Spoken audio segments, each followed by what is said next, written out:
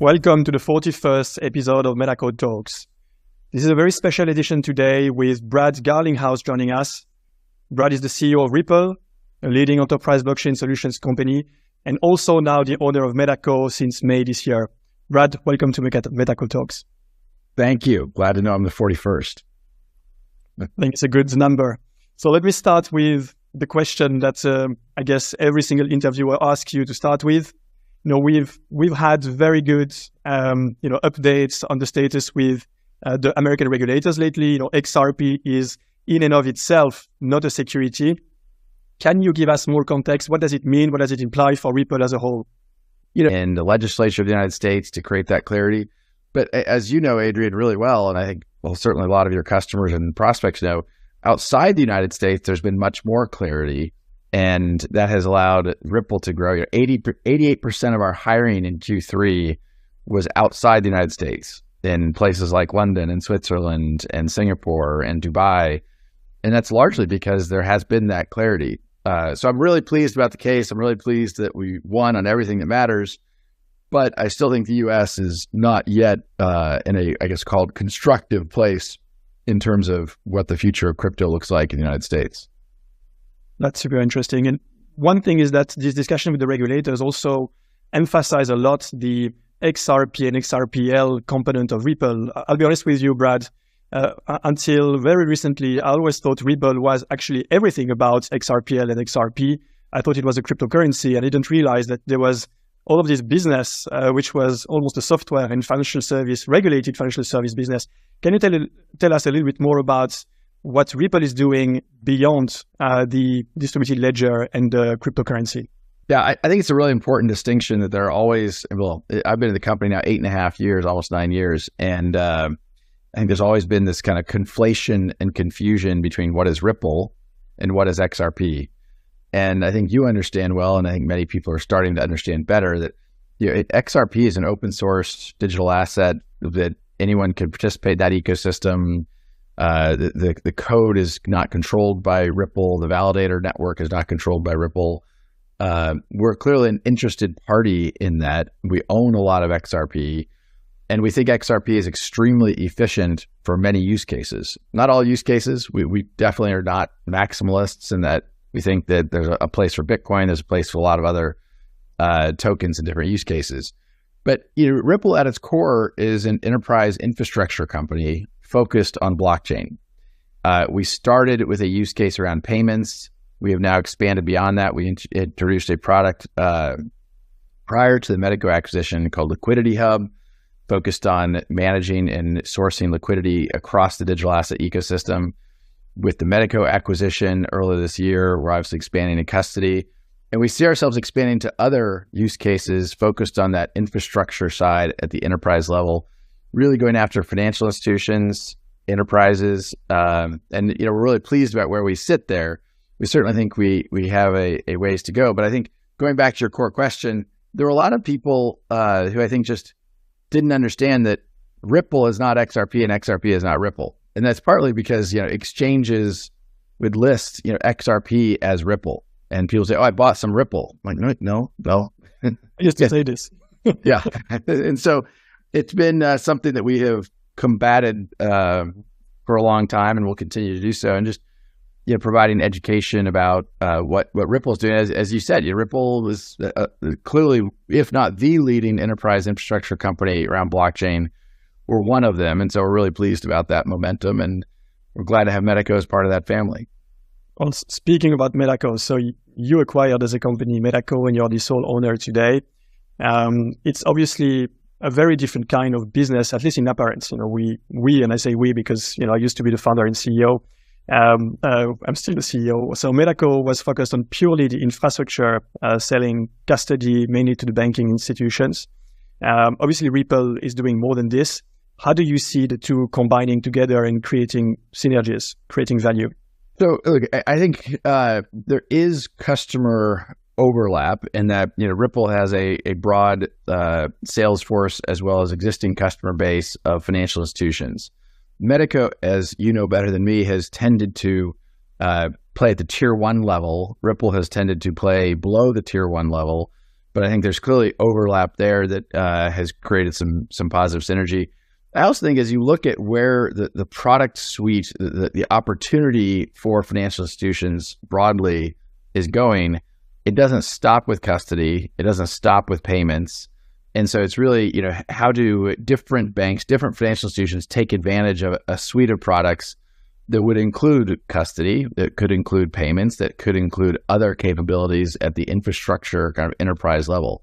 Now, you know better than anyone, and certainly the Medico team, which really just achieved an immense amount of success with a pretty small, lean team and competed very effectively against larger, better funded companies. But the macro environment around custody digital assets is expected to be close to $10 trillion by the year 2030. And inevitably, people are going to need a place to store those assets, and safe, secure, and they're going to need to be able to transfer them as well, having good on and off ramps, even a tokenization engine, some of the work Ripple is doing around central bank digital currencies or CBDCs. So we think there's a lot of pieces that come together, and we already had, and I remember when you and I first spoke, I remember being on a call with one of the largest top 10 banks in the world, and a bank Ripple was already working with, and they were asking us about, could we help them with their custody? This is prior to the Medico acquisition, and we weren't in a position to do that. And so when we think about that synergy, the ability to say to that existing Ripple customer, hey, here's a best in class, going head to head, time and time again, and winning on the custody level, to be able to bring that product to them, I think is a great opportunity for the two companies together. So, I'm really happy about it. I'm curious, if I could turn the tables for a moment. What has been your experience about the synergies as you've been, you've only been here a few months as inside Ripple, but I'm curious what you have seen so far. Yeah, sure. I'm going to be very honest here. I think we've been very good at one thing at Medico, which was focus. We've specialized in doing infrastructure, in building security-related software, and we've done it very well. And we've also specialized in our go-to-market into the larger segment of the banking sector. But it was also our weakness, in a sense, because we became so specialized that it became hard for us to emerge beyond infrastructure, if you wish. So we were probably the best at infrastructure, but then getting into the use cases, starting to think, I'm gonna be processing payments, I'm gonna be tokenizing real assets, I'm gonna create value that the banks can truly leverage in and of themselves. What was becoming harder and harder because our team and our go-to-market was specialized on infrastructure. And I think what we're seeing in the collaboration with Ripple is that we are starting to be able to combine this deep expertise in infrastructure and security that Medico has acquired, also the network and the success we have on the market with now value-added services, which potentially can leverage also the different licenses that you have as a regulated financial institution, and start selling more vertical offerings that go beyond the pure infrastructure level. So I think that's probably what excites me the most, is that Medico in itself still exists as it used to be. It's still largely independent, still has its same exact offering with its same ambitions, but it's now able to provide more value to the clients.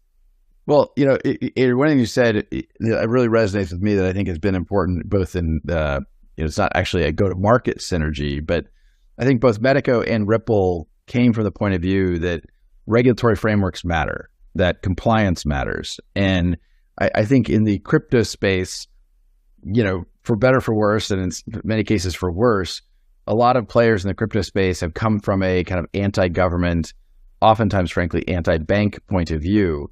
And I think from the earliest days, Ripple took this point of view that, if we want these technologies to have the biggest impact for the largest set of populations to benefit from these technologies, we needed to work with the system. We needed to work with governments and with banks. And when Ripple has looked at acquisitions over the years, really, Medico, for all intents and purposes, is the first acquisition we've ever made. And, for a company in Silicon Valley, kind of 10 years into our history to make our first acquisition, I think we've been patient. And I think part of that is because we wanted to find the right fit, and that meant culturally, from a product strategy point of view. And then, but part of that culture is, as I was just saying, the regulatory posture of kind of respecting that regulations matter globally and leaning into the right kind of licensing, I think is an area where Medico and Ripple really saw eye to eye early on. And I think that has served both companies well. And I think, by bringing the two companies together and having Ripple's invested a lot in licensing around the world. We just got our major institutional payments license in Singapore just a month or so ago. And so, we'll continue to lean into that. But I think that part of that cultural fit between Ripple and Medico is super important to getting a deal done. I completely agree. I would actually say that the interesting thing of capitalism is that even if you don't truly enjoy everything that comes with regulators and all of the rules and potentially the frictions in developing, if you just look at where the opportunity is, it creates a strong incentive for you to build a business which is going to be aligned with the current frameworks. And whether it's good or bad is, a question of opinion, and it can be a question of politics. But the reality is when Medico was founded, we were not so much about, is it good or bad that regulators exist? We took the current state of affairs, which was regulators are here. There are massive banks on the market which are managing trillions of dollars worth of assets. At some point, cryptocurrencies and tokenized assets are going to be so big that they will not be in the hands of the retail consumers in their mobile phones, but they will have to be re-centralized in more professional companies that are subject to regulations. Again, whether they like it or not, because there is a top-down push by governments and regulators. And therefore, the opportunity became obvious that there was a need to build such institutional infrastructure. It brings me to the future. So, Brad, I think Ripple has a culture of being very transparent, both internally as a company, but also to the market in how it communicates about its ambitions. I think Medico maybe a little bit less because we tend to be very conservative with, clients that don't like us to be too transparent. But can you tell us a bit more about the future plans of the company, where you see the company in Q4 and next year, both in terms of product, if you have something to say, or in terms of general trajectory? Yeah. So first, I want to comment briefly. Your comment about transparency, I think, is an important one because I think particularly in a new category like crypto, you're still building trust. You're still building. People don't know how to think about. And frankly, look, to speak freely, there have been some bad actors, right? I think we're all to varying degrees paying attention to the headlines of a interesting trial going on in New York right now with Sam Bankman-Fried. And I think when you do have new technologies and people are trying to figure out how do they take advantage of those to benefit their customers or improve efficiency in their technology, like you have to build trust. And one of the key things in my lifetime that has built trust, and I mean this on a personal and professional basis, is transparency. And I think Ripple early on decided to, really, we did these things called XRP markets reports once a quarter.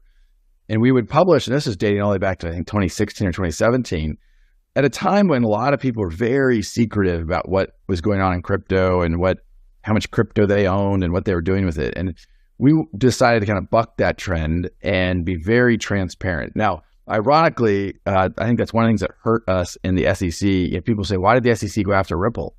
And I think it's partly because we gave them all the information to do so, which felt not so great, ironic in its certain ways. But I still stand by if you want to build trust in new technologies, you want to build trust in new products, you want to build trust in new companies like Ripple and Medico, then you have to be transparent. You have to, go above and beyond. And certainly, we have tried to do that. So before you go to the company strategy, speaking about trust, do you think there is a future where the concept of trust can be mostly eliminated because you can essentially trust the infrastructure itself? When we speak about blockchain, we in fact speak of trustless technology because you don't need to trust the legal system. You don't need to trust the counterparty. You can observe everything and it's secured by mathematics and algorithmics. So can you see a future where your statement is actually proven wrong and you no longer need to trust something and somebody? I am not enough of a fortune teller and future seeker. I think some of those things to me, I'm one person, some of those things to me feel philosophical or academic and not pragmatic. And, I can get my head around that's interesting. That would be interesting.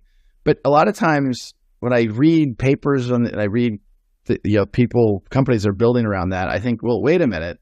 That's not the world we live in today. In the world we live in today, you do have counterparties, you do have regulations, you do have compliance. And could that world exist, or could a subset of our economy, in a parallel structure work that way? Maybe. I think I view myself more as a pragmatist, that some of those things feel more academic and philosophical than they do feel like, okay, that really can roll out at scale and benefit millions or frankly billions of customers. One of the promises of crypto and blockchain was to bring some of the underbanked or unbanked into the ecosystem. And I still very much believe that. We haven't really achieved that. And I think in some ways it's because we jump to, well, we'd like the world to look like this. And you do get in the crypto space some, I don't know if it's a word, but religiosity. Like people are guided by a philosophical view to, such to such an extreme that you're just like, wait a minute, like that's not pragmatic. We're not going to actually be able to really move the ball forward. Again, maybe pontificating and ranting a little bit here, but I'm a huge believer in the opportunity represented by crypto and blockchain. And I think sometimes the industry gets its own way by not being transparent and by, unfortunately, having people, like Sam Bankman-Fried or even the Celsius meltdown last year. And, those were, Celsius to some degree was intended to be one of those trustless, yield bearing. And, for me, I looked at it, I didn't participate because I live by the adage, if something seems too good to be true, it probably is. And that one certainly felt that way. Anyway, I think I'm off track of your core question around Ripple's strategy. I'll pause there. Anything else around that you want to comment on, or can I? Well, no, I think we can go back to the strategy if there is something that you'd like to share about the future of Ripple. Where are we going? Yeah. Well, now I commented a little bit of this earlier on. At the core, Ripple really has been a software and blockchain business at its core. We are using blockchain digital assets to solve pain points. We started around moving money around the world. We have this grand vision and ambition that we can enable an internet of value. That value can move the way information moves today. And, I've used examples that it's just crazy that you can stream video from the space station. But, for me to send, I'm sitting in California today, and for me to send money into Swiss francs would be, rather slow and rather expensive. And yet it's all just ones and zeros. It's all bits. And so, why can we not do that more efficiently? We started with payments, cross-border payments, because we felt like that was the highest friction point. But we've always had this grander ambition. And a couple of times I've commented that, for me, when I think about Amazon, the company today, it started with just books. It was a bookseller. And I viewed Amazon is to books as Ripple is to cross-border payment. And what I mean by that is we have ambitions beyond just cross-border payments to do payments more broadly, but also to really be that infrastructure, and thus the acquisition of Medico, thus the initiative around Liquidity Hub. We have some other initiatives we're working on, but when we think about that infrastructure layer and we think about, do we build that internally? Ripple is about 1,000 people strong now. Do we build it? Do we buy it, as we've done it with the case of Medico, or do we partner and integrate? And we want to be able to partner with banks and financial institutions and bring a kind of one-stop shop to solve some of the things they are dealing with as they think about how they can use these technologies and answer some of the questions that customers are bringing to them today. I'll share something which I rarely say openly, but many of the banks that we meet and some of the banks that we work with, they know they want to go into digital assets, but they don't know why. They don't know what they want to achieve. They don't know, they may know how they want to do it, but they don't know what's the end goal. And obviously, you are already somewhat closer to the end goal, providing regulated services. And it brings me to the question, do you feel that the current positioning of Ripple is to some extent competitive with some of the banks that as a group we are going after and we're collaborating with? Or do you see this as being more complementary or potentially completely different? I see it as pretty different. Banks today, we're not trying to take their customer. We're trying to enable banks, frankly, to better serve those customers. And Adrian, I agree with something you said there, that I think a lot of people are interested in crypto. They're not 100% sure they know why. And they're getting customers of theirs who are interested in being able to use crypto for various things. I think one of the things we as an industry, and I mean the crypto and blockchain industry, I think we're still in the very early stages of going beyond what is just speculative use cases. And I think, to really see the promise of crypto and blockchain, at scale, it's not just about speculative use cases, whether that's on the enterprise side or the retail side. But in order to develop some of these non-speculative use cases, you also need that regulatory clarity.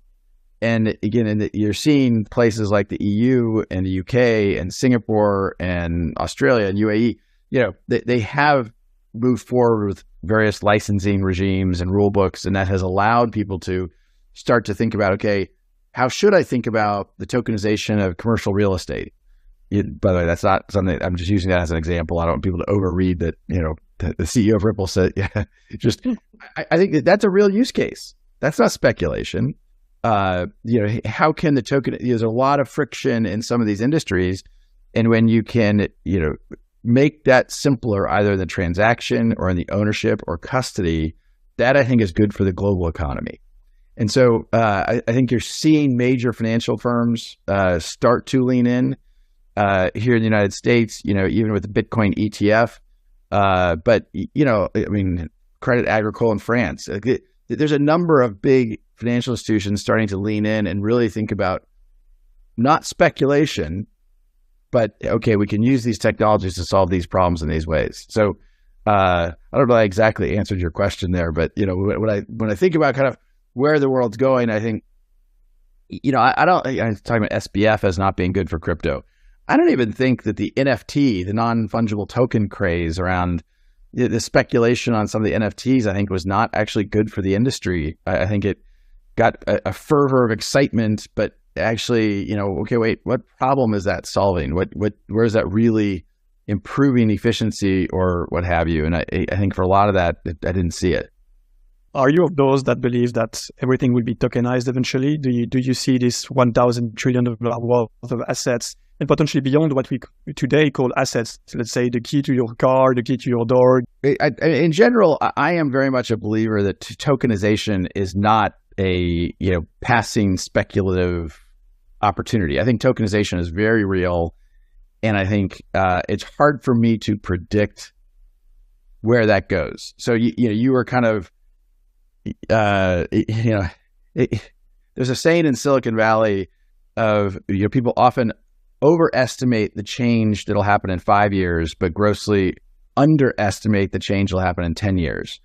So I think people have overestimated what's going to happen with tokenization in the short term, but I think they've underestimated grossly how tokenization may evolve in the next 10 to 20 years. So I think there's a lot of examples. I mean, you listed off some there that really would, I start with the efficiency. Is it solving a problem? And some of the things you mentioned, I think that those are real opportunities to solve a problem. And therefore, I think someone will find ways to tokenize and bring that to market. But the challenge isn't, can you tokenize it? The challenge is, how do you make it useful? How do you take it to market? I have been, I don't know that publicly vocal, but I've always been a little bit skeptical of the tokenization of identity. Now, on one hand, the benefit is real, right? We all in the financial services world deal with, can you tokenize identity in a way that could make KYC much easier and make some of these kind of capabilities simpler. But I think that's an example to me where I could see tokenization making sense, but go to market around it is really tricky, because you think about who owns your identity today, Adrian. Your passport's issued by a country, your birth certificate's issued by, a county or a state or something, and your driver's license or what have you. Like, those are the acceptable legal forms of identity. They're all owned by a government in some way. And so to do that, I think you have to have government cooperation, which, in the United States anyway, is our government's hard to get anything done. So I think some of those tokenization use cases you're describing, I think, are going to be kind of tricky. Yeah, and you need an extreme degree of consensus and ecosystem, right? I mean, you think about tokenization today.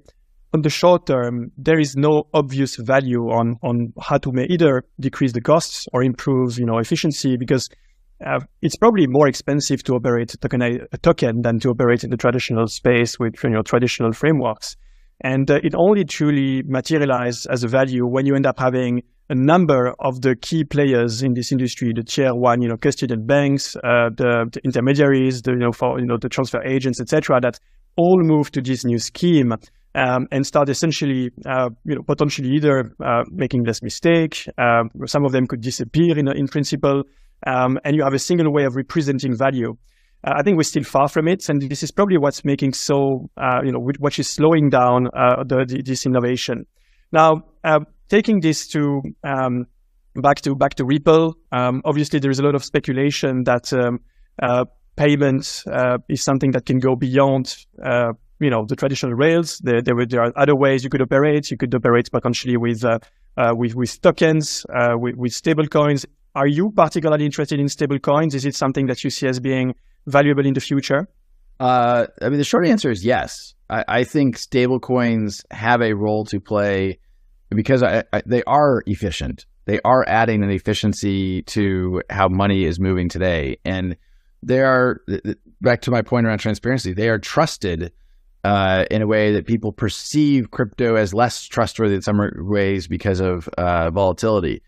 Now, I'm not sure we have gotten to the promised land as it relates to stable coins. There are stable coins in the market today that have depegged, and some have recovered, some have at times a couple have gone away in effect.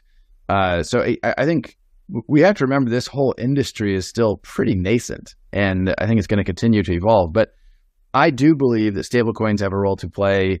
I'm bullish on that. One manifestation of that is Ripple has invested and is working with about 10 different governments around the world to do central bank digital currencies. I mean, a central bank digital currency is a stable coin.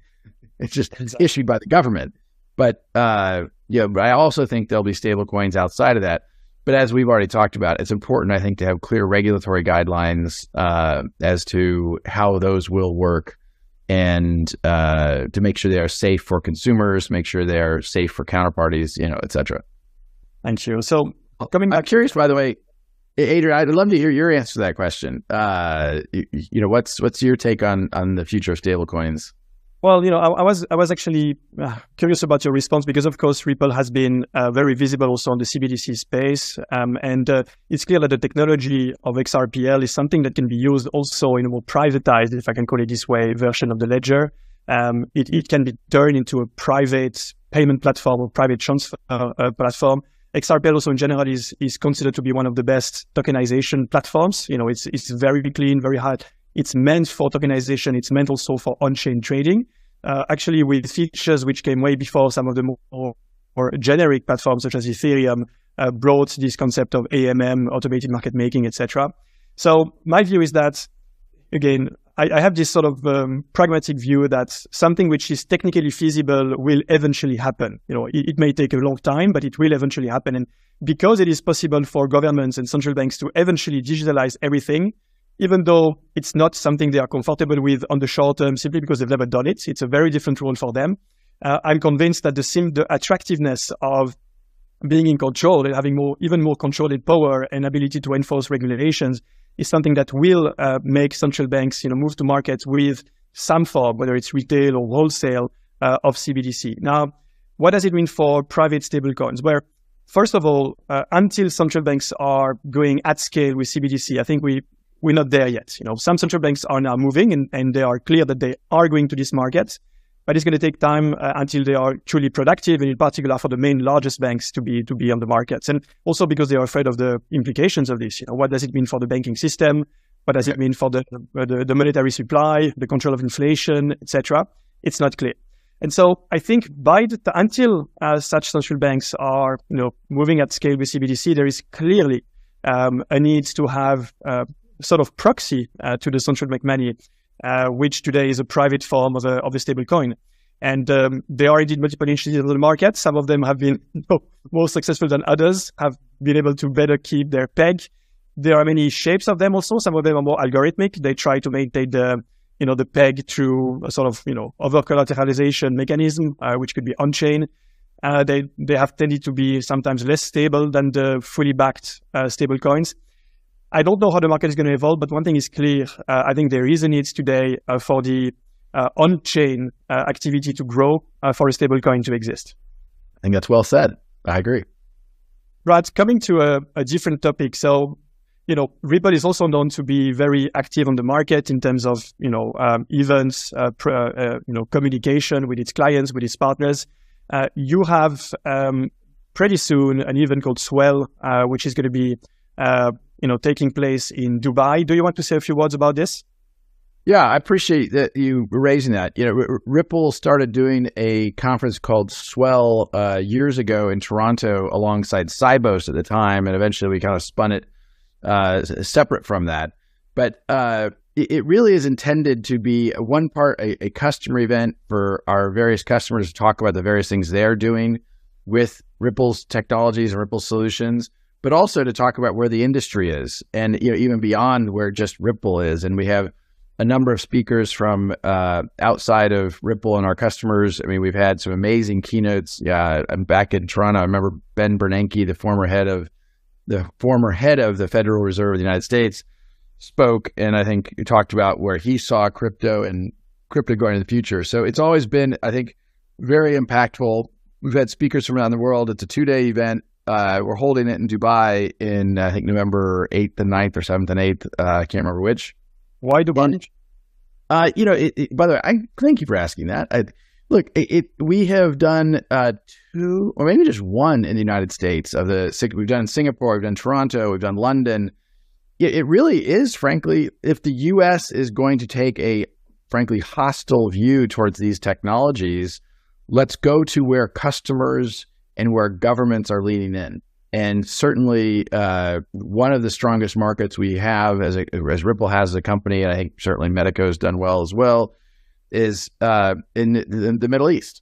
And so the interest in these technologies and the real world use cases, not just the speculation, have been quite high. So we chose Dubai, I don't know, probably a year ago, and I'm looking forward to being there. Hopefully we'll see some of the people in the audience today there as well. If you are interested, I know there's a website where you can register. I don't know exactly the URL top of mind.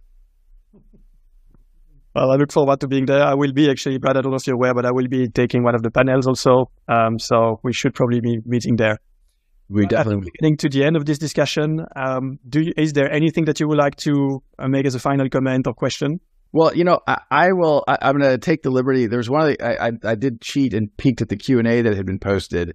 And there's a question that was posted that I really like because I think it's super fascinating. Terrence asked, do you see any value in the tokenization of intellectual property? I think this is one of the examples of a real world use case where tokenization really makes sense. And I've talked to CEOs of big pharma companies who talk about their patent portfolio and the value of the patent portfolio and how much complexity there is in the licensing of the patent portfolio, even cross pharma, and that they'll have hundreds of people and they still make tons of mistakes. And you think about if you could tokenize a patent in the pharma space and then build smart contracts within that so the licensing actually is auditable and you could actually track these things, it would improve efficiency. It would increase, I think, the value of those patents in various ways, and it would make them more accessible. And so I think it's a really good question, Terrence, and it's one that a patent is intellectual property. And so I think there's a lot of things like that have never been tokenized because it wasn't obvious how you could do it. And now, and even cribbing from something Adrian said earlier, the technology exists. I think eventually that will happen. We can argue about is that 1 year, 5 years, 10 years, but I think it just makes sense. Absolutely. I see that there is a question relating to Switzerland, so I will take it. I feel it must be aimed at Medical to some extent. So question is, where do you see traction geographically apart from Switzerland? So I'll start with the bad news, saying that Switzerland is not the best place where there is traction today. It was one of the first countries to put in place clarity in the regulatory framework, and therefore some of the early players, the early banks, started in Switzerland maybe 5-6 years ago. But it's also a very conservative country. Conservative in the sense that it's risk averse. It doesn't like change. It likes safety. And therefore, past the first banks that had moved into this cryptocurrency and, Bitcoin and Ethereum trading, not much happened, frankly speaking. And so we were forced as a young startup 5 years ago to start looking outside of Switzerland. And the first jurisdictions that became attractive were in particular Singapore, Southeast Asia more widely, and Germany. And it remains some of the most attractive and prolific geographies for digital assets infrastructure in banking for a long time. Now the market has evolved a bit. France is catching up. Italy is catching up. Some countries in Africa, in particular South Africa, are starting to accelerate. The Middle East, as we discussed, with the UAE. And in the Middle East, in Southeast Asia, it's also growing now more aggressive than it used to. I would say, unfortunately, the North American market, which had started to move in the last 2 or 3 years, has got to a point where it has become very difficult, in particular for banks, federally regulated banks, to do anything of significance. So they are all working on initiatives, they're all building capability, but they are not at a phase where they are able to operate at scale. And it feels a little bit frustrating because it's mostly related to the regulatory push against digital assets, to a point where even basically using a public ledger, even for tokens, even for nothing related to cryptocurrencies, public ledgers are not authorized within banking. And even things like using blockchain for books and records, let's say, well, okay, I'm going to use a private ledger to track my tokens. Can I use it? No, I still need to have a database managed by a transfer agent to tell me who owns what. And so it truly reduces the value of blockchain to less than a database to some extent in the current setup. So I may be exaggerating a bit. I think some banks have found interesting applications, in particular for use cases like bank-to-bank payments, etc. But it's not something which I would call very welcoming territory currently. All right. Should we take any other questions here? I know we're almost out of time, Adrian, so I'll let you be the guide. Yeah, sure. So let me see if we have maybe a last one we can take. So, I think this is more of a high-level question. I'll give it to you, Brad. What are your thoughts on the Bitcoin's ETF approval and its future role in the monetary system? So I think it is an interesting one. We've always seen a bunch of traditional financial firms file for spot Bitcoin ETFs, and finally, the United States SEC seems to be, after years of kind of dragging their feet, seems to be allowing those to move forward. I'm not sure, part of the question here is this idea that are they part of the future monetary system? To me, a Bitcoin ETF is simply allowing people who may not know how to custody, buy, manage their crypto themselves to participate in Bitcoin as an asset. It's a little like a gold ETF. You may not want to hold gold in your home, but being able to buy a gold ETF allows you investment exposure to that asset. And so I'm very much pro giving people access to these things in a way that works for them. And so I don't know why that would be bad and why the SEC was blocking that. Whether or not, that has a role in the future monetary system, as much as I'm bullish about Bitcoin and I own Bitcoin, Bitcoin has some significant limitations as it relates to a payments mechanism in terms of fees and speed. And so I'm not sure I see that as a transforming the monetary system. Brad, it's been a great discussion. Thanks a lot, and speak to you soon. All right. Thanks, Adrian. Good to see you.